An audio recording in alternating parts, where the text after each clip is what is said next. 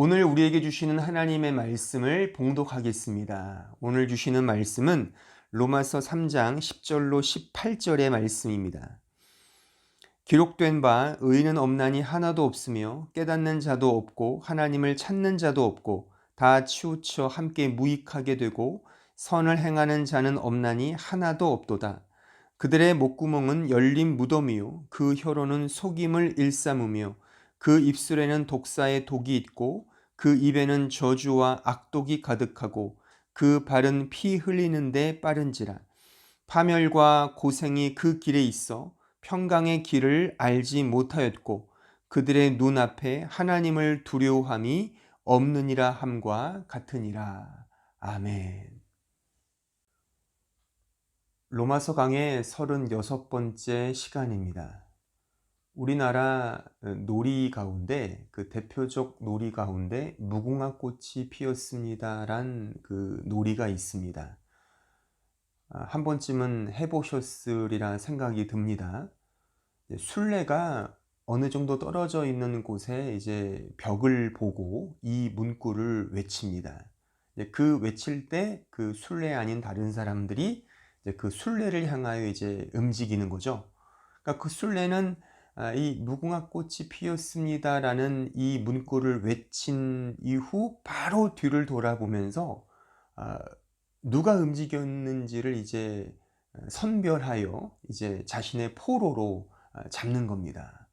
그러니까 순례는 이 무궁화 꽃이 피었습니다는 이 문구를 빠르게도 할 수 있고 느리게도 하게 해서 적당한 시간차를 두고 자신들의 포로, 그러니까 그 움직임을 포착한, 움직이게 한 그 사람들을 이제 자신의 포로로 삼게 되는 겁니다. 그 포로로 삼으면 자신의 새끼손가락에 이제 꽂아서 새끼손가락 연결해서 이제 자신의 포로로 만드는 것이죠. 어떻게 보면 그 숨바꼭질 놀이의 그 비슷한 유형의 놀이이기 때문에 그러니까 속고 속이는 게임인 것입니다. 술래는 어쨌거나 자신의 포로를 많이 만들기 위해서 움직이지 않았지만 움직였다고 막 우기기도 하고, 또한 그 게임에 참여한 다른 모든 사람들은 움직였지만 움직이지 않았다고 이렇게 자신의 의견을 막 강조하면서 어쨌거나 순례는 자신의 포로를 많이 만들고, 또한 그 나머지 사람들은 어쨌거나 그 순례를 골탕 먹이는, 그래서 움직이지 않은 상태에서 그 순례에게까지 가서 물론 지역마다 다르지만 제가 했던 이 게임의 룰은 그 순례에 엉덩이를 친다든가 등을 친다든가 머리통을 때리고서 막 도망온다든가 그런 식의 게임이었습니다. 그러니까 서로 속고 속이는 가운데 순례를 골탕 먹이고, 또한 순례는 자신의 포로를 많이 만드는 이런 것이 바로 이 무궁화 꽃이 피었습니다의 그 놀이인 것입니다. 소위 속여서 하는 게임이죠. 속이는 게임인 것입니다. 물론 놀이니까 그럴 수 있다고 봅니다. 그런데 저는 목사로서 이 안에, 이런 게임 안에 담겨진 어떤 그 인간의 본성, 또한 인간의 그 성향의 어떤 방향 등을 좀 생각해 보았습니다. 또한 그것이 말하자면 오늘 우리가 본문을 이해하는 하나의 유비적, 그 비유적 틀이라고 생각을 합니다. 그러니까 무엇보다 모든 놀이와 또 지금 제가 언급한 이 무궁화 꽃이 피었습니다의 이 게임은 룰이 있습니다. 그러니까 게임을 즐기기 위한 룰이죠. 그러니까 인간이 만들어낸 룰입니다. 그러니까 그 룰 안에서 그 게임에 참여한 사람들이 이제 재미있고 즐겁게 즐기는 것입니다. 근데 그 룰의 핵심은 잘 속이고 재미있게 속이며, 그래서 상대를 자신의 지배하에 두고자 하는 그 인간 통치와 그 지배력의 발산이라고 말할 수가 있는 거죠. 다시 말하면 이런 룰을 선정하여 인간이 서로 간에 합의하여 그 카테고라이징을 한다는 겁니다. 그러니까 카테고라이징 무슨 말인 줄 아시겠습니까? 어떤 범주로 분류하거나 나누는 거죠. 그렇죠? 룰을 정한다는 겁니다. 그 룰을 통해 속이고 속는 그런 과정을 그 게임을 통해 연발해내고 유발해낸다는 것입니다. 여러분들은 오늘 이 본문을 읽으시면서 어떠셨습니까? 좋으셨습니까? 아니면 기분이 나쁘셨습니까? 힘드셨습니까? 혹은 뭐 아무 생각이 없으셨습니까? 솔직히 말해서 인간은 이런 유의 말씀을 사실 읽기를 꺼려합니다. 또한 듣기도 싫어합니다. 그러니까 당신은 죄인이다 라는 말씀이지 않습니까? 오늘 본문이요. 그러니까 의인은 없나니 하나도 없고 다 죄인이라는 겁니다. 그러니까 이런 말씀을 인간은 대할 때 그러니까 정상적인 보편적인 인간이라면 사실 납득하기 쉽지 않습니다. 받아들이지 못합니다. 그래서 인간은 보편 인간은 이런 류의 말씀을 조작합니다. 자신이 받아들이기 용이한 것으로 변형시킵니다. 또한 쉽게 인간의 틀에 맞게끔 바꿔버립니다. 그러니까 인간이 합의하여 카테고라이징을 한다는 거죠. 그렇죠? 그러니까 하나님께서 계시하신 그 말씀에 따라 생각하고 행동하는 것이 아니라 인간 스스로가 서로 담합하고 합의하여 카테고라이징한 그렇게 구분짓고 분류하고 나눈 그런 카테고리 안으로 그런 룰을 만들어서 그것을 자기 것으로 받아들인다는 것입니다. 저는 이 로마서를 지금 계속 설교하면서 사실 대부분의 신자들은 뭐 저도 예전엔 그랬지만 이 로마서에서 가르쳐주는 이 진리와 복음과 말씀대로 받아들이고 이해하기보다는 자꾸만 내 입맛에 맞도록 카테고라이징을 했다고 저는 생각을 합니다. 왜냐하면 이 말씀 그대로 이해하면 너무 아프고 너무 힘들고 내 자신이 너무 초라해지고 심지어 불쾌하게 되며 너무나도 자기 자신이 망가지는 것을 자기 스스로 가만히 놓아둘 수가 없기 때문에 어떤 식으로든 선을 긋고 내가 만족할 만한 어떤 룰을, 어떤 틀을, 어떤 카테고리를 만든다는 것입니다. 지금 우리가 배우는 이 로마서가 그 중에 대표적인 성경 말씀인 것이죠. 특히나 오늘 읽은 이 말씀은 더더욱 그러합니다. 대부분의 신자들은 오늘 이 말씀을 대하면서 나와는 상관이 없어 라는 룰을 정합니다. 그런 카테고리를 정하는 거죠. 근데 이것이 개인만이 아니라 어떤 그룹, 어떤 교회, 어떤 집단, 어떤 교단, 어떤 교파, 전체 교회까지 그렇게 서로 합의를 하는 거죠. 우리가 무궁화꽃이 피었습니다는 게임의 룰을 정하여 속고 속이는 것을 용인하듯이 이 말씀을 마치 그렇게 합의하고 조작하고 내 입맛에 맞는 것으로 카테고라이징하여 내가 별로 이렇게 받아들이기에 편한 어떤 틀로 만들어 버립니다. 그렇게 되면 이 말씀을 통해 내 자신의 민낯을 정확하게 정직하게 볼 수가 없게 되는 것이죠. 왜요? 이게 당연히 그런 거죠. 기분 나쁜 것들은 쏙 빼고 그런 개념들은 놓아두기 때문에 그런 상태에서 내가 받아들이는 것은 이 말씀의 진의일 수 없죠. 다 우리가 할 수 있는, 해야만 하는, 나를 더 이렇게 북돋게 해주는, 나를 더 멋지게 치장해주는 그런 것으로만 치장해버리고 변형시켜 버린다는 것입니다. 이것은 성경이 말하는 복음도 진리도 또 하나님의 뜻도 아닌 것입니다. 새해가 밝았습니다. 제가 이 새해 벽두에 지금 이 로마서 강해를 계속 진행하는 이유는 바로 여기에 있습니다. 그러니까 새해에 많은 사람들은 소위 다짐이라는 것을 하죠. 그런데 보십시오. 자신에 대해서 정확하게 알지 못한 채 어떤 것을 다짐하고 바꾼다? 그것은 빈 껍데기에 지나지 않습니다. 따라서 저는 오늘 이 주어지는 설교 말씀을 통하여 여러분들의 실존적 내면을 정확하게 직시하기를 저는 바랍니다. 그래서 나 자신을 정직하게 돌아보면서 은혜의 복음으로 가야만 하는 그 정당성과 그 필연성을 오늘 이 말씀을 통해 배우고 깨달아 올 한 해 정말 내 뜻에 맞는 복음이 아니라 내 구미에 맞는 진리가 아니라 내 성향과 내 기질에 어울리는 신앙생활이 아니라 하나님의 뜻에 맞는 하나님의 진리에 부합된 하나님의 말씀에 언제나 함께하는 그런 신앙생활로 영위하고 그렇게 나아가는 우리 모든 신자, 우리 모든 성도들이 되기를 진심으로 바랍니다.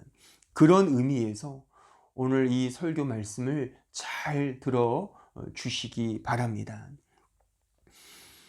오늘 본문은 우리에게 분명히 말씀하고 있습니다. 제가 다시 이 말씀을 읽진 않겠습니다. 한번 여러 번 읽어보십시오.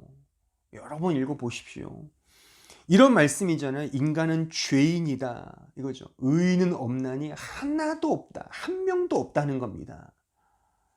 다 이 진리에 대한 깨우침이 없다는 겁니다. 하나님을 찾는 자도 없다는 겁니다. 오히려 다 치우쳐서 무익하게 되는 겁니다. 이 무익하다는 말의 의미는 썩어진다는 겁니다. 썩어진다.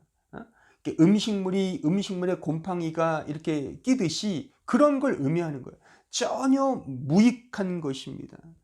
그러니까 선을 행하는 자가 없는데 한 명도 없다는 것입니다. 이런 말씀 아닙니까? 또한 이 사실을 더 직설적인 이런 비유로 우리에게 설명해 주고 있습니다. 인간들의 목구멍은 열린 무덤과 같다. 한번 무덤이 열려 있다고 생각을 해 보십시오. 그리고 그 열려져 있는 무덤을 지금 보고 있다고 생각해 보십시오. 끔찍하죠. 끔찍하죠. 그 혀에는 거짓과 속임이 가득합니다. 그 입술에는 독사의 독이 있다는 겁니다. 그래서 저주와 악독만이 가득하다는 겁니다. 그러니까 인간이 내뱉는 모든 말, 물론 이것은 비유긴 하지만 이 말씀을 그대로 직접적으로 우리가 적용을 해도 마찬가지입니다.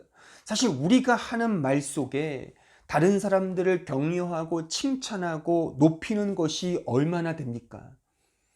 우리는 다 사실 우리의 입으로 누구를 까고 비판하고 가십하고 막 남을 헐뜯는 그런 자리는 너무 즐겁죠. 시간 가는 줄 모르죠. 남을 칭찬하거나 격려하거나 누구를 위해 기도를 하는 그 시간은 얼마나 지루합니까? 그렇잖아요. 솔직히 그렇지 않습니까? 이게 우리의 실존이라는 겁니다. 심지어 우리의 발은 피를 흘리는데 빠르답니다. 그러니까 사람을 해하고 고통을 안겨주는 데에 더 능하다는 거죠. 그래서 파멸과 고생의 길만이 우리의 역사 앞에 우리의 개인적 역사든 이 세상의 역사든 다 이런 것으로 점철된다는 사실입니다. 심지어 창조주 하나님을 두려워하지 않습니다. 나를 창조하시고 나를 만드신 하나님에 대하여 인간은 그분을 경외하기는커녕 또한 두려워하기는커녕 그를 모욕하고 그를 비난하고 그를 힐난하며 업수히 여기는 것이 우리 인간의 존재이며 실존이라고 하는 것입니다. 그러니까 은혜를 모르는 사람, 복음을 모르는 사람들에게 지금 제가 설명한 이 오늘 본문이 설명한 것은 사실 상식입니다. 상식입니다. 그런데 문제는 신자에게조차도 이런 사실이 언제나 우리에게 상식이 되어버렸다는 것입니다. 그러니까 신자에게 이 오늘 말씀은 우리의 처음 순간, 그러니까 처음 자리를 깨닫게 하는 진리의 말씀이죠. 근데 우리는 이 사실을 간과하고 하나님 없이도 내 스스로 신앙생활을 잘할 수 있다는, 그러니까 종교 활동을 하고 있는 우리의 이 실존적 모습, 이것이 바로 오늘 이 본문이 우회적으로 지적하고 있는 우리의 현 주소인 것입니다. 그러니까 우리 신자도 똑같다는 겁니다. 그러니까 우리의 신자는 결국 이런 신앙생활로 나아가야 되는 거죠. 그러니까 우리의 신앙생활, 우리의 현 주소는 이것이기 때문에 우리 신자들은 바로 다음과 같은 이 말씀에 근거하여 신앙생활을 해 나가야 한다는 것입니다. 그것이 뭐냐면 먼저 누가복음 9장 23절에 그 말씀이 기록되어 있습니다. 또 무리에게 이르시되 아무든지 나를 따라오려거든 자기를 부인하고 날마다 제 십자가를 지고 나를 따를 것이니라. 이렇게 가야 한다는 것입니다. 우리 안에 이런 실존적인 죄의, 이 죽을 몸에 깃들고 있는 이 죄의 영향이 있기 때문에 우리는 매 순간 나 자신을 부인하고 십자가를 지고 주님을 쫓아가야 하는 이 신앙생활을 해야 한다는 것입니다. 내가 어떤 부분에 나를 쌓아가고 나를 높이고 이런 내 실력을 연마하고 내 인격을 수양하여 정말 어떤 거룩한 어떤 이런 멋진 모습으로 나를 만들어가는 것이 아니라 언제나 나를 부인하고 예수 십자가 앞에 나를 언제나 못 박는 그 길로 가야 하는 것이 진정한 신앙 생활이라는 것입니다. 또한 갈라디아서 5장 24절을 보십시오. 그리스도 예수의 사람들은 육체와 함께 그 정욕과 탐심을 십자가에 못 박았느니라. 보십시오. 예수의 사람들은 어떻게 한다고요? 날마다 육체와 함께 그 정욕과 탐심을 십자가에 못 박는 것입니다. 이런 삶을 살아가는 것이죠. 그런데 인간은 이러한 사실을 감추고 싶어 합니다. 신자조차도 이러한 사실에 애써 눈을 감습니다. 거부합니다. 변형시키려 합니다. 약화시키려고 합니다. 왜냐하면 이 진리가 우리 인간의 자존심을 계속해서 건드리기 때문입니다. 그러니까 보세요. 그러니까 신앙생활도 너 잘한다, 잘한다, 잘한다 해야 우리가 뭔가 이렇게 잘하잖아요. 근데 이런 말씀, 말하자면 이런 말씀, 너를 죽여야 돼, 십자가에 못 박아야 돼, 이렇게 말하면 사실 우리 인간의 본성상 싫죠. 거부하고 싶죠. 그래서 자꾸만 내가 뭔가를 할 수 있는 어떤 토대 위에 그런 틀을 그렇게 이렇게 이 뭔가를 만들어서 카테고리를 만들어서 그렇게 해 나간단 말입니다. 이것이 내 개인이든 또는 어떤 그룹이든 교회든 교파든 다 그렇게 신앙생활을 인간적으로 변형시키고 그렇게 바꾸어 버린다는 사실인 것이죠. 자신들만의 법, 원칙, 근거를 마련하여 그 안에서 자신의 의의를, 인간적 의의를 세우려고 하는 것입니다. 그러니까 자신을 부인하고 십자가를 진다느니 이런 진리 같은 거, 어떤 자신의 정욕과 탐심을 십자가에 못 박아야 한다더니 이런 원색적이고 더티한 교리는 제쳐놓고 좀 고상하고 아름답고 누구나가 다 만족할 만한 어떤 신앙생활, 교회 생활을 우리는 하고 싶은 거죠. 그런 식으로 틀을 만드는 거죠. 카테고라이징을 하는 겁니다. 그렇게 서로 합의하여 무궁화 꽃이 피었습니다는 그런 게임을 지금 이 기독교, 이 성경의 신앙이라는 이름으로 지금 우리가 자행하고 있는 것 아닌가. 저는 그렇게 진단합니다. 저는 그것을 또한 이렇게 명명하고 싶습니다. 그러니까 자기 기만이다라고 부르고 싶은 거죠. 그러니까 마치 똥통에 빠진 사람이 그 더러운 옷과 몸을 그냥 놓아둔 채 그 위에 그냥 화려한 옷을 입는 격이 아닌가 싶은 거죠. 그러니까 자기를 속이는 거죠. 자기를 기만하는 겁니다. 이 자기 기만을 저는 오늘 설교의 제목으로 은유적으로 제가 표현을 해본 겁니다. 무궁화 꽃이 피었습니다. 이렇게 우리는 다 자기만의 룰을 정해서 성경이 말하는 룰이 아니라 하나님의 뜻과 말씀과 그 계시의 의지적 표현이 아니라 내가 하고 싶은 대로 내 멋대로 룰을 정하여 이런 종교 게임을 지금 즐기고 있는 것이 아닌가. 그러니까 인간들끼리 서로 합의하고 그래서 서로 속고 속이는 이런 종교적 게임을 지금 하고 있다고 저는 냉정하게 지적하고 싶습니다. 여러분들은 어떠신지, 또한 우리가 속해 있는 이 교회는 어떠한지를 우리는 냉정하게 생각해 보아야 하는 것입니다. 이렇게 카테고리를 하면서 우리는 이런 식의 어떤 틀을 정하는 겁니다. 그러니까 예를 들어 어디까지가 신자로 할까? 믿음은 뭐라 할까? 성도의 조건은 무엇인가? 신자의 자격, 또한 성경이 말하는 죄의 정의, 그 범위와 범주는 어디까지 할까를 인간들끼리 협의한단 말입니다. 그러니까 성경은 서로 사랑하라 했는데 어디까지 서로 사랑할까? 그것도 우리끼리 우리의 구미에 맞게 그냥 정한다는 것이죠. 그 죄의 범위와 범주는 어디까지 할까? 용서받을 수 없는 절대 죄악은 뭘까? 이렇게. 그래서 요즘 한창 이 기독교 교회가 화두인 주제가 이 동성연애잖아요.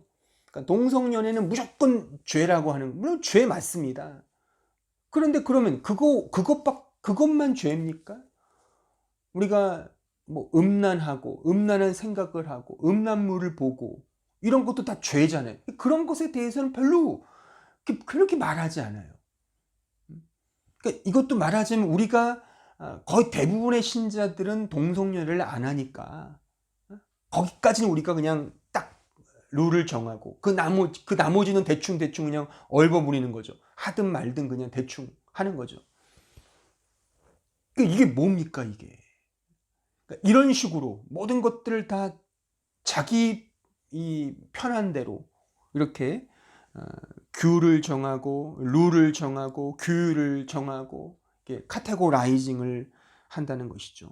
그러니까 이것이 말하자면 우리가 앞서 살폈던 표면적 유대인, 표면적 신자라고 하는 거죠. 그러니까 표면적 유대인들은 나는 혈육적으로 유대인이다. 나는 할례를 받았어. 나는 율법을 받은 나는 택한 백성이야. 요 범주 안에 들면 그들은 그냥 하나님 백성으로 인정되는.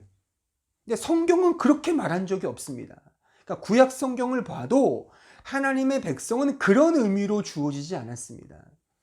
근데 유대인들은 그것만 보는 거죠. 그것만 보는 겁니다. 그러니까 지금 우리가 마치 우리가 할 수 있는, 하고 싶어 하는 것만 정해서 이것만이 우리가 나아가야 될 신앙의 범주다 이거죠. 이것만이 교회 생활이다. 그런 게 어디 있냐 이거죠. 그것 자체가 제가 좀 설명하겠지만 그런 자체의 카테고라이징을 하는 이유는 결국 내 의를 드러내기 위해서, 내 행위를 돋보이게 하기 위해서. 난 이렇게 하고 있어. 난 이렇게 멋지게 종교 활동하고 있어. 난 이렇게 금식하고 있어. 나는 이렇게 기도하고 있어. 난 이렇게 뭔가를 열심히 섬기고 있어. 충성하고 있어.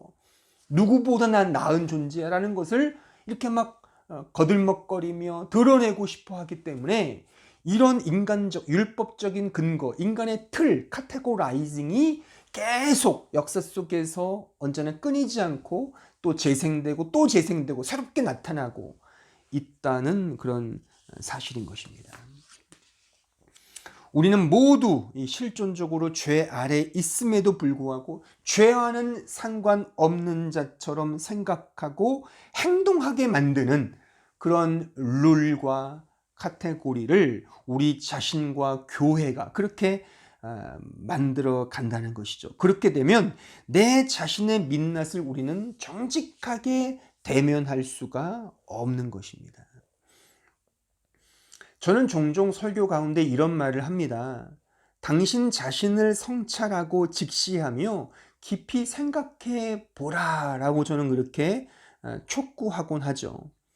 그런데 사실 이 말이 자기 기만화하면 사실 내 자신을 내가 스스로 속이고 있는 가운데 내 자신을 내가 온전히 정직하게 성찰할 수 있을까요?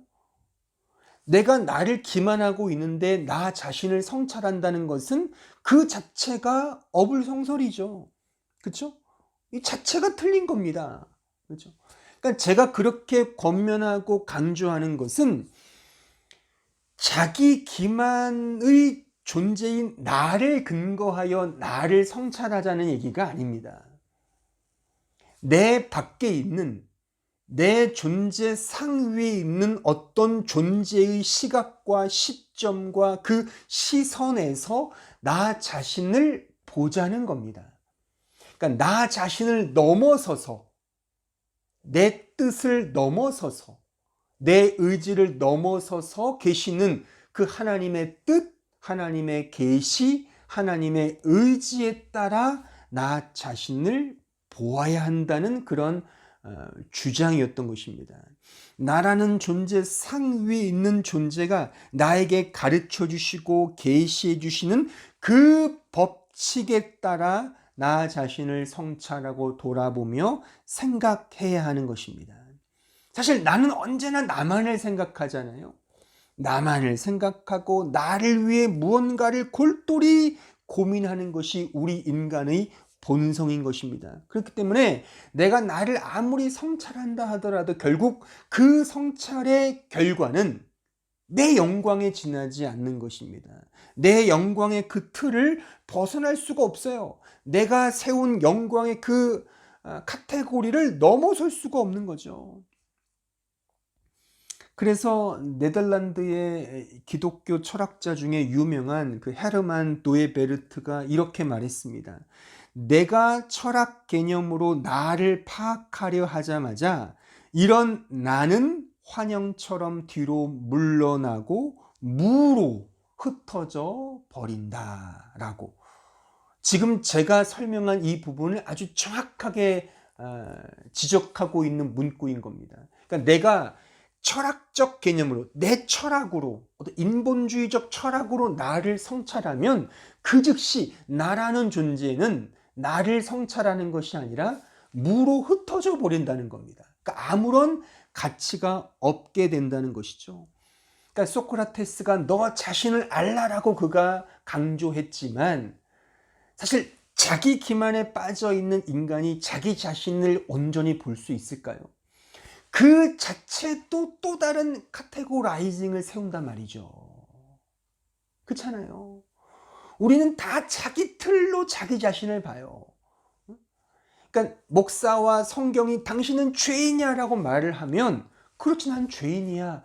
그렇게 우리는 카테고라이징을 해서 내가 죄인이라고 하는 사실을 딱 받아들여요. 근데 그것은 성경이 말하는 본래의 정말 실존적이고 이 무게 있는 그런 교리의 진술이 아니라 그래 나는 부족해, 난 연약해, 뭐 그 정도로 카테고리화하여 그렇게 자기 자신을 적용한단 말입니다. 그러니까 이렇게 하면 성경의 말씀, 복음의 진리를 정확하게 우리는 이해하거나 깨달을 수가 없습니다. 이렇게 다 자기 식대로 카테고라이징을 하면 그 안에서 죽었다 깨나도 정직하게 내 자신을 바라볼 수가 없습니다. 그래서 우리가 신앙생활을 뭐 10년, 20년, 30년 평생 해도 그 카테고리 안에서만 신앙생활 하는 거예요. 그러니까 그 카테고리에 어떤 넘어서는 조금이라도 좀 어긋나는 것을 듣거나 혹은 뭔가 이렇게 읽게 되면 이것은 뭐 아니 거부하고 뭐 완전히 그냥 잘못된 것을 치부해 버리고 또 적대하고 막 싸우고 그렇게 되는 것이 지금 우리네 신앙생활이 아닌가 저는 그렇게 지적하고 싶습니다. 그러니까 우리는 본성적으로 모든 것을 다 자기 중심적으로 이해하고 생각하려 합니다. 그러니까 이 자기 중심성을 깨부수지 않으면 우리는 언제나 이 카테고리 안에서, 이 틀 안에서, 이 룰 안에서 언제나 내 자신을 위한 신앙생활, 내 자신을 위한 교회 생활을 해 나갈 뿐입니다. 근데 재밌는 건, 좀 암담한 것은, 그런 사람들이 다 교회를 잡고 있으니까 사실 그렇게 다 가는 겁니다. 다 그렇게 카테고리화된, 율법화된 인간의 의를 챙겨 먹는 그런 식으로 모든 교회와 대부분의 신자들이 그렇게 카테고리화 되었기 때문에, 그것을 떠나면 뭔가 내 신앙이 없는 것처럼, 또 그렇게 취급받고 그렇게 비판받고 비난받는 것이 지금 우리가 살고 있는 이 현재, 이 우리의 신앙의 현 주소가 아닌가, 그렇게 씁쓸하게 저는 진단하고 싶습니다. 그러니까 자기 중심적 이 틀을 깨야 합니다. 이 카테고라이징을 부숴야 합니다. 근데 내 스스로는 안 돼요. 그러니까 이것마저도 하나님의 은혜와 믿음으로 해 나가야 한다는 것입니다.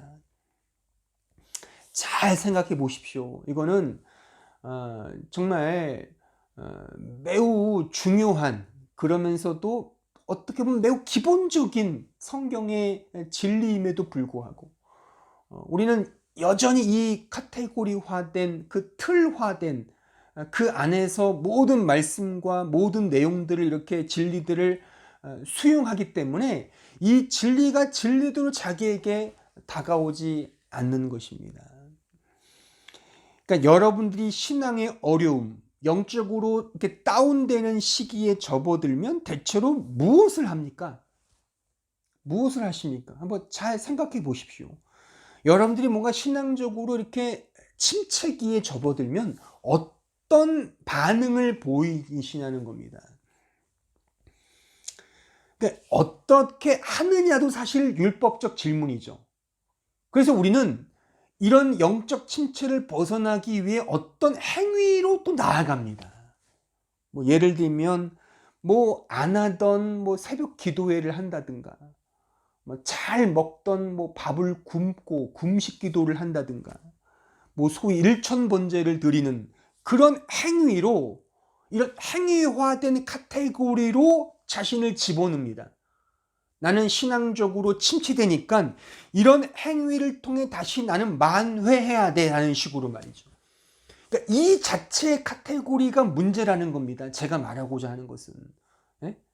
이해가 되십니까? 그러니까 우리는 대부분이 이렇게 뭔가 내가 열심을, 그러니까 신앙이 좋다는 것도 행위로 점수를 따려 하고, 또한 그렇게 못하는 것도 내가 행위를 못하기 때문에 못하니까 다시 행위를 해야 된다는 식으로 율법화된 신앙으로 다시금 간다는 거죠. 그럼 계속 다람쥐 쇠바퀴 돌아가듯이 그냥 돌아가는 겁니다.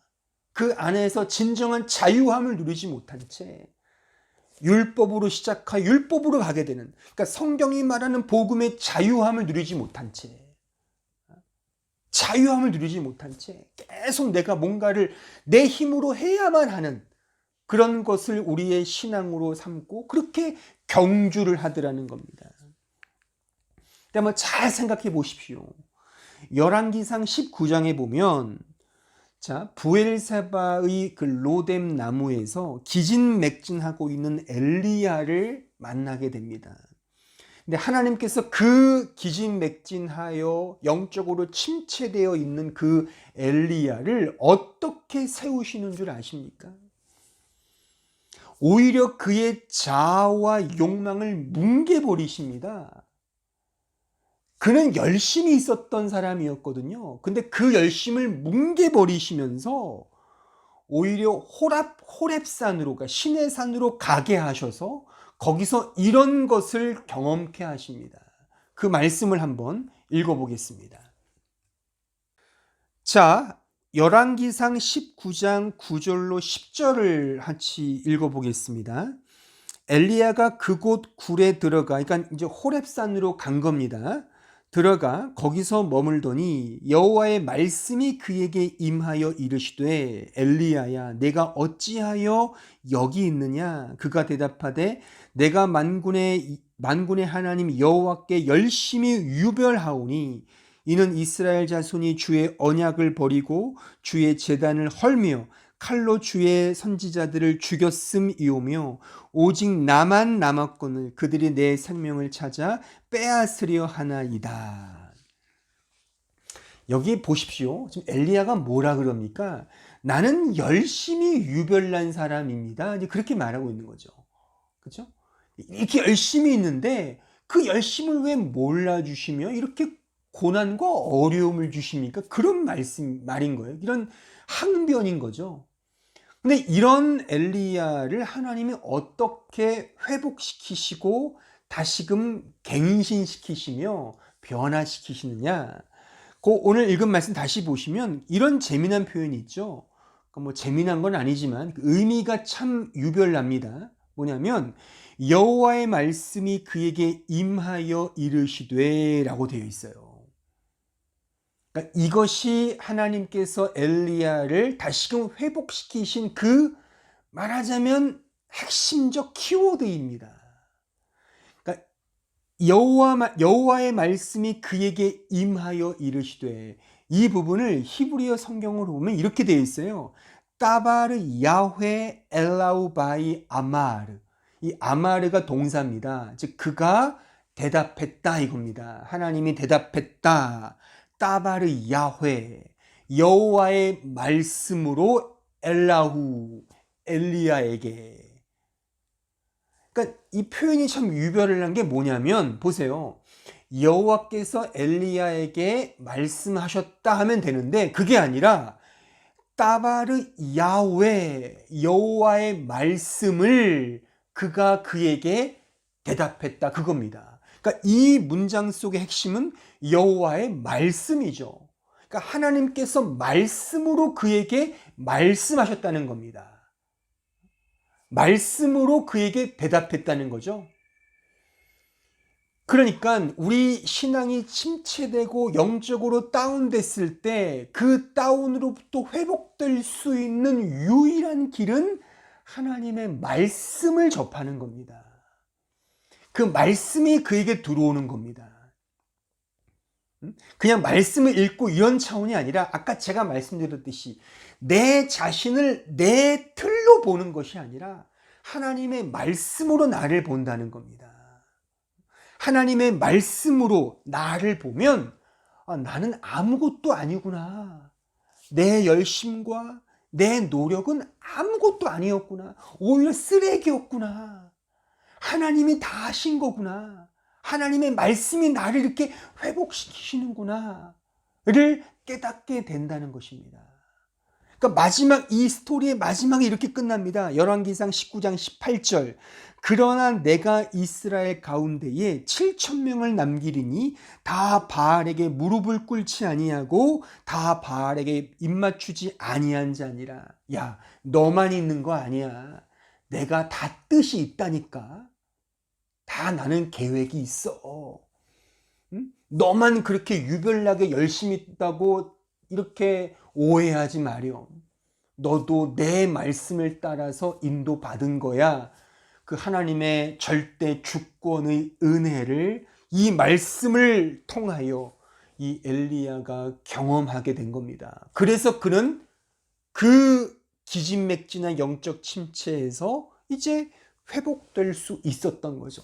그의 각오와 그의 의지와 그의 열심으로 이렇게 회복된 것이 아니라 뭐 금식 기도하고 새벽 제단을 쌓고 일천번제를 드려서 회복된 것이 아니라 하나님의 말씀이 따바르 야훼의 말씀이 그에게 들어가서 그를 객관화시켜서 그 자신의 무익한 종됨, 자신의 죄인됨. 그러니까 내가 열심을 다해서 했다고는 하지만 참 나는 별 볼 일 없는 존재구나. 이거를 경험하게 되더라는 겁니다. 그러니까 자신의 있었던 그 힘마저도 빼버리는 그 하나님의 은혜 속에 자기 자신을 정직하게 대면하고 오직 하나님을 향한 믿음, 하나님을 향한 그 하나님이 주신 은혜만을 붙들게 되었다는 것입니다.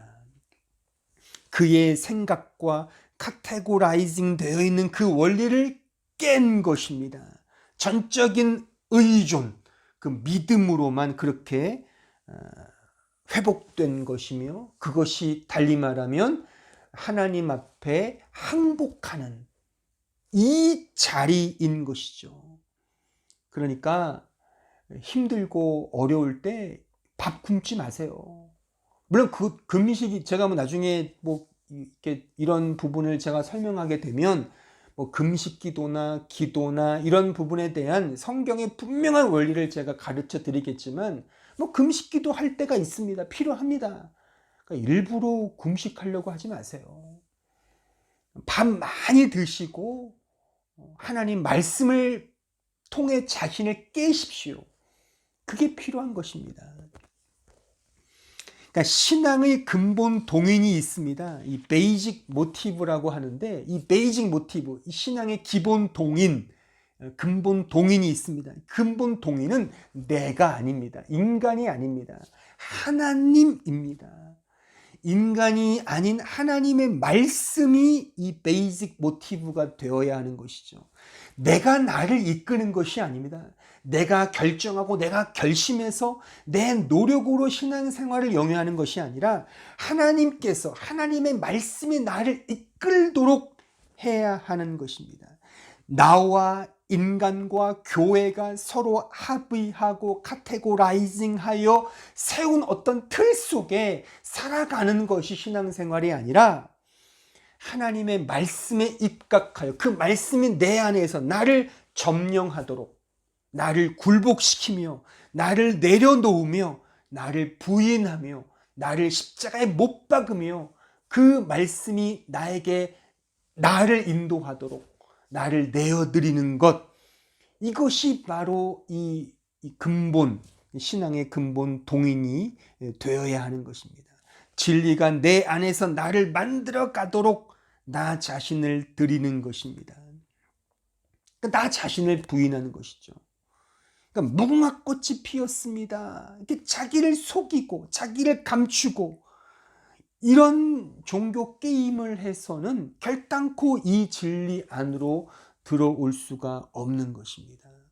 언제나 우리는 하나님께로 가야 합니다. 하지만 인간은 자꾸만 하나님께로 가기보다는 자기 자신을 위한 아방궁을 쌓고, 또한 인간 사회 속에서의 어떤 명분과 예의와 어떤 에티켓이라는 그런 측면에서, 그런 인간이 만들어낸 틀 속에서 인간의 시선과 인간의 어떤 안목을 중시 여기고 거기에 집착하여 우리의 신앙생활과 우리의 이 교회 생활을 영위하려고 한다는 것이죠. 이 자체를 깨야 하는 것입니다. 제가 이민교회를 하다 보니까 이민교회가 우리 교회뿐만 아니라 대부분의 뭐 독일이든 미국이든, 뭐 저희 형도 지금 미국에서 이민 목회를 하고 있습니다. 뭐 본의 아니게 우리 가족이 다 형제가 이민 목회를 하고 있는데, 그러니까 종종 통화를 해서 이렇게 들어보면 이 이민 목회의 가장 큰 문제는 다른 사람들의 눈을 의식한다는 겁니다. 너무 지나치게 그 시선을 의식해요. 다른 사람이 어떻게 말하나, 다른 사람들이 어떻게 나를 보냐, 이런 것은 너무 지나치게 의식해서 신앙생활을 하나님께 드리기보다 다른 사람들은 눈을 의식하는 쪽으로 가는 경우가 굉장히 많다는 거죠. 물론 이것은 뭐 한국 교회도 마찬가지지만 이 좀 폐쇄화된, 고립화된 이 한인 사회가 이 이민 사회에서 더 유별나게 더 나타나는 어떤 징후가 아닌가 생각을 합니다. 그러니까 다른 사람들은 눈을 의식하며 신앙생활을 하면 그 안에 진정한 자유함을 누릴 수 있겠습니까? 누구를 의식하고 그 자체가 틀이잖아요. 그것도 카테고라이징인 겁니다. 그런 틀 안에 자신의 신앙생활을 맞추는 거죠. 다른 사람이 나를 어떻게 볼까? 내 평판이 어떤가? 어떤 비판과 비판에 굉장히 몸소리치도록 막 싫어하고, 그렇게 되면 그 다른 사람들이 하나님이 되는 겁니다. 그러니까 선행을 해야 한다는 강박관념, 사랑을 해야 한다는 그 인간적 열심, 그 틀이거든요. 그 틀 속에 사로잡혀서 그런 율법적 소양에서 벗어나지를 못합니다. 그러면 진정한 복음 안에서의 자유함을 누릴 수가 없는 것이죠. 물론 그렇다고 사랑하지 말자, 선행을 베풀지 말자가 아니에요. 그렇게 하세요. 더 열심히 선행을 베푸시고 많이 대접하시고 많이 사랑을 베푸시라니까요. 그거를 하지 말자가 아니라 그 근거와 그 내용을 다른 사람들의 시선, 다른 사람들을 의식해서 다른 사람들의 평판과 어떤 비난과 비판에 막 몸소리치는 그것 때문에 하지 말자는 겁니다. 결국 그런 다른 사람들의 시선은 자기 자랑으로 점철되게 되어 있습니다. 나를 드러내고 싶은 욕망 속에 그렇게 하는 거죠. 자신을 자랑하기 위한 근거 속에 다른 사람들의 시선을 의식하게 되는 것이고, 그 강박관념 속에 누구를 대접하고 어떤 선행을 베풀고 사랑해야만 하는 그 안에 진정한 자유가 있겠냐는 겁니다. 그렇게 사랑을 해서 자신을 배신하면 또 원수가 되고, 이게 뭡니까? 그러니까 우리가 진짜 가야 할 것은 하나님의 말씀이라니까요. 따바르 야훼, 여호와의 말씀화 될 때 진정한 그 복음 안에서 참된 자유함을 누릴 수가 있는 것입니다. 인간이 행하는 선행, 그 친절, 그 사랑함조차도 매우 제한적이고 매우 표피적인 것임을 우리는 꼭 기억을 해야 하는 것입니다. 최근에 제가 본 영화 중에 그 영화 콜이라는 영화가 있습니다.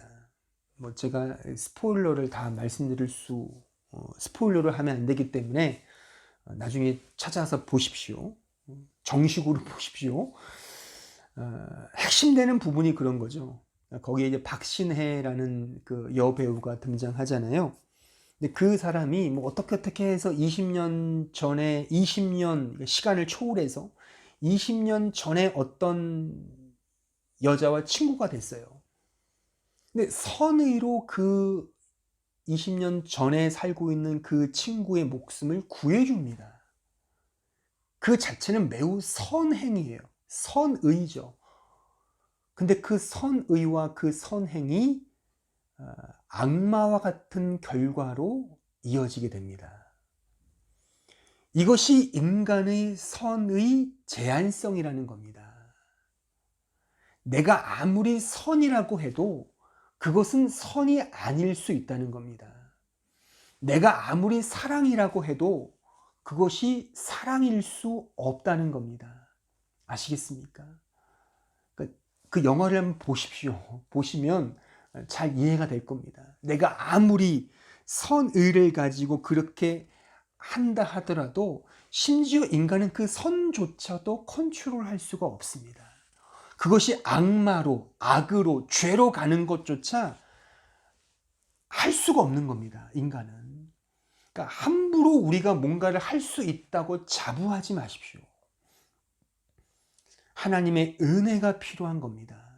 하나님의 은혜와 그를 향한 믿음으로만 나아가는 것뿐입니다. 요새 한국 뉴스 가운데 그 외국인 이주 노동자들의 겨울 나기, 혹한 겨울 나기에 대한 그런 보도가 나온 걸 제가 본 적이 있습니다. 며칠 전에 캄보디아의 한 노동자인 그 속행 씨가 이 한파 속에 그 비닐하우스에서 사망하였다는 보도를 제가 보았습니다. 난방 장치도 없이 그냥, 물론 다른 여러 가지 지병이 있었겠지만 그런 혹한기에 그런 비닐하우스에서 난방 장치도 없이 거기서 그렇게 싸늘한 시신으로 죽었다는 그런 보도였습니다. 이런 뉴스를 보면 참 안타깝죠. 근데 이런 이주 노동자들이 한국 사회에 제법 엄청나게 많다는 것입니다. 이렇게 정말 처참한 비참한 환경 속에 그 노동이 착취되고 그렇게 살아가는 그런 이주 노동자들이 우리가 살고 우리의 고국인 한국 사회에 매우 많다는 것입니다. 그럼 이 문제의 근원은 그 악덕 농장주들일까요? 그 악덕 고용주들이 문제입니까? 그러면 그것을 그냥 묵과하고 있는 담당 공무원들은 문제가 아닙니까? 또한 그 공무원들을 감시 감독해야 할 선출직 정치인들, 그들의 문제는 아닐까요? 그러면 그 선출직 공무원, 정치인들을 뽑은 우리 국민, 우리의 문제는 아니겠습니까? 사실 우리는 모두 내 일이 아니기 때문에 별로 감흥이 없고 별다른 생각과 관심이 없을 겁니다. 게다가 그 사람들은 대한민국 국민도 아닌데 왜 우리의 혈세를 쓰면서까지 그들을 보호해야 돼? 라고 하는 이기적 반응도 보일 수 있습니다. 이게 우리의 실존인 겁니다. 솔직히. 이것이 오늘 본문이 말하고 있는 그 죄의 실상인 겁니다. 우리는 다 카테고라이징을 해요. 틀을 정해서 이거는 이거, 저거는 저거. 우리는 대한민국 국민, 이 사람들은 노동자들, 이 외국인 노동자들, 우리와 격이 다른 존재, 이렇게 생각하잖아요. 이것 자체도 다 틀인 겁니다. 우리 학습화된 카테고리인 거죠. 이 안에서 우리는 이런 식의 못된 또한 이 비열한 그런 교묘한 죄를 짓고 있는 것입니다. 그러니까 이것이 우리 인간의 실상이라는 겁니다. 이런 인간의 실상이 신앙생활의 말하자면 베이징 모티브가 된다면 그 자체 속에서는 희망이 없다는 거죠. 우리의 신앙의 동의는 오직 예수 그리스도여야 하고 하나님이 중심이 되어야 한다는 것입니다. 내 실존은 이 신앙의 동인이 될 수 없다는 것을 분명히 우리는 인식을 해야 되는 것입니다. 갈라디아서 6장 7절에 가보시죠. 스스로 속이지 말라. 하나님은 업신여김을 받지 아니하시나니 사람이 무엇으로 심든지 그대로 거두리라. 스스로 자기기만 하는 자는 하나님을 업신여기게 된다는 그런 말씀입니다. 교회 생활, 신앙 생활을 통해 결국 자기 의를 챙기는 쪽으로 가는 것은 다 자기를 속이는, 그래서 하나님을 업신여기는 그런 죄인 것입니다. 말하자면 이런 게임 놀이가 무궁화꽃이 피었습니다와 같은 그런 은유적 표현 속에 담겨져 있다고 저는 말하고 싶은 것입니다. 이런 식의 게임을 즐기는 신자에게는, 교회에게는 은혜가 무엇인지 모릅니다. 십자가의 복음이 무엇인지 모릅니다. 죄가 무엇인지도 모릅니다. 죄 아래 있는 이 사실이 진짜 우리에게 주는 그 위로와 기쁨을 전혀 알 길이 없는 것입니다. 모든 것을 다 자기화하고 카테고라이징하여 인간이 무엇인가를 할 수 있는 것으로 교회 생활과 신앙 생활을 해 나가는 거죠. 인간의 환경과 여건을 그래서 중요시 여기게 되는 것입니다. 저는 이제 어느덧 이민 목회를 한 지 6년 차가 되었습니다. 처음 이민 목회를 시작할 때 주위 선배 목회자들이 저에게 훈수를 둔답시고 이민 목회는 이렇게 해야 한다라는 그런 말들을 많이 했었습니다. 그런데 6년이 긴 거는 아니지만 6년을 해보니 사실 다를 바가 전혀 없었습니다. 또한 달라서도 안 된다고 생각을 합니다.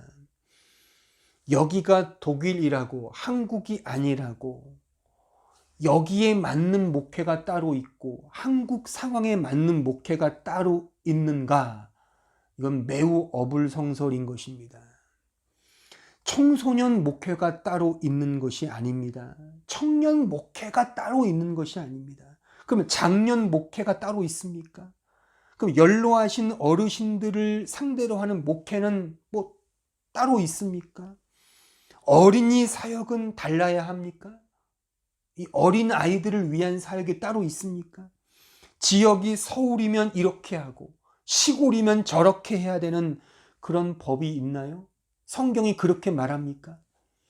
범죄자들이 모여있는 구치소의 재소자들을 위한 목회가 이렇게 한다면, 그러면 그렇지 않은 좀 뭐 선량한 사람들이 모여있는 곳은 이렇게 해야 하는 것이 있습니까? 성도 대부분이 잘 배우고 똑똑하고 거의 4년제 대학 졸업자들이 다 있는 그런 교회에선 이렇게 해야 되고, 좀 못 배운 성도들이 모여있는 교회에선 저렇게 해야 하는 그런 원리와 방식이 따로 있습니까? 근데 요새 신학교에서 이런 것들을 맞춤형으로 가르친다고 합니다. 물론 저도 어느덧 15년, 총 한국에서 사역했던 걸 다 해서 한 15년을 제가 목회를 했습니다. 그렇게 해본 입장에서 보면 어느 정도 연령과 또는 어떤 사회적 여러 가지 조건과 상황에 따라서 고려해야 될 것은 분명히 있습니다. 각양의 방식과 정도의 차이에서 이렇게 빚어지는 다양한 방법론과 그런 다양함 속에서의 방식이 있다고 생각이 듭니다. 하지만 근본적인 복음의 제시와 필요성은 타협 불가인 것입니다. 즉 인간은 죄인이라는 사실,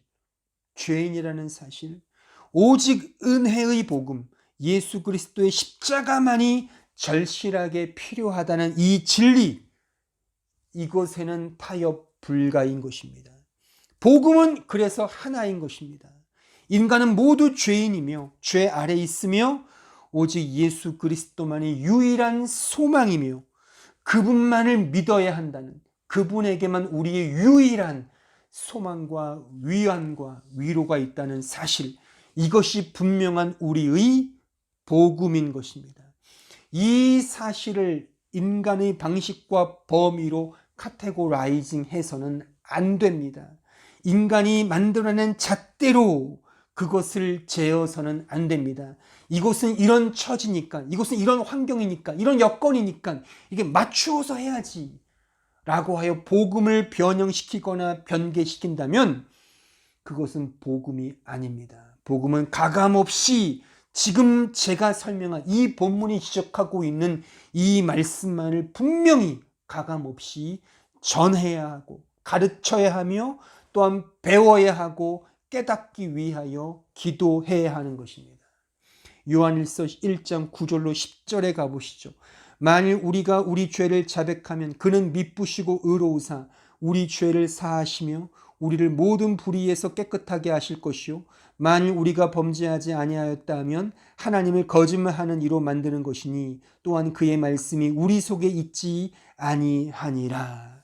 내 존재가 죄인임을 깨닫고 고백하는 그 자리가 진정 신앙의 베이직 모티브라고 하는 그런 말씀인 것입니다. 이 진리를 거부하거나 이 진리를 외면하면 그런 자와 그런 신앙을 행하는 사람들은 하나님을 거짓말쟁이로 만드는 것이다 라고 오늘 이 말씀이 우리에게 가르쳐 주고 있습니다. 계속하여 요한일서 2장 1절로 2절에 가보시죠.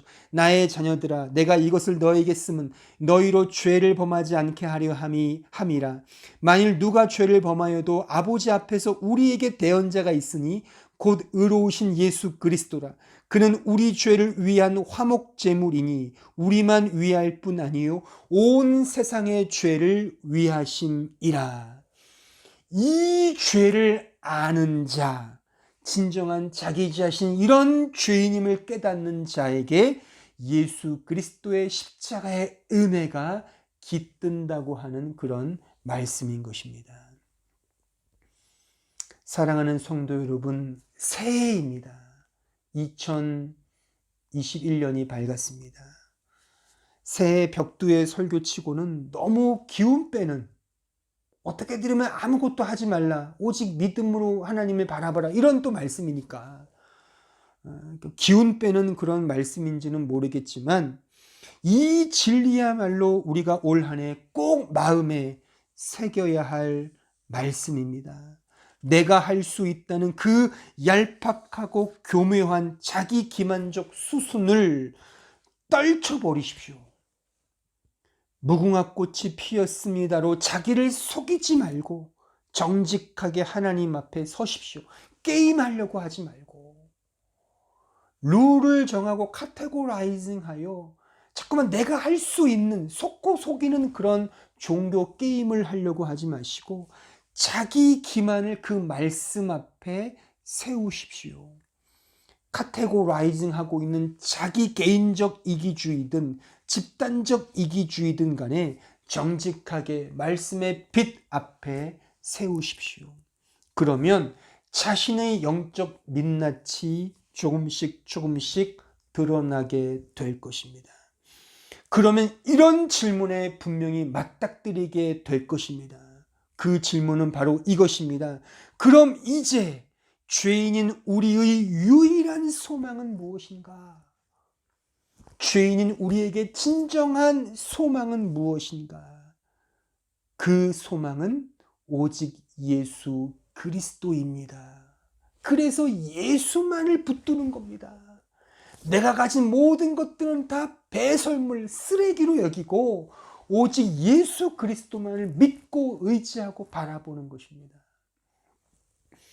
빌립보서 3장 4절로 9절의 말씀, 이 사도 바울의 고백을 한번 들어보십시오.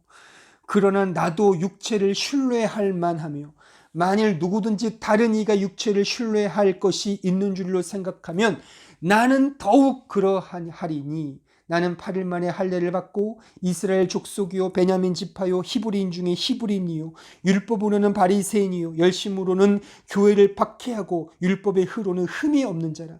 그러나 무엇이든지 내게 유익하던 것을 내가 그리스도를 위하여 다 해로 여길 뿐더러 또한 모든 것을 해로 여김은 내 주 그리스도 예수를 아는 지식이 가장 고상하기 때문이라. 내가 그를 위하여 모든 것을 잃어버리고 배설물로 여김은 그리스도를 얻고 그 안에서 발견되려 함이니 내가 가진 의는 율법에서 난 것이 아니요 오직 그리스도를 믿음으로 말미암은 것이니 곧 믿음으로 하나님께로부터 난 의라.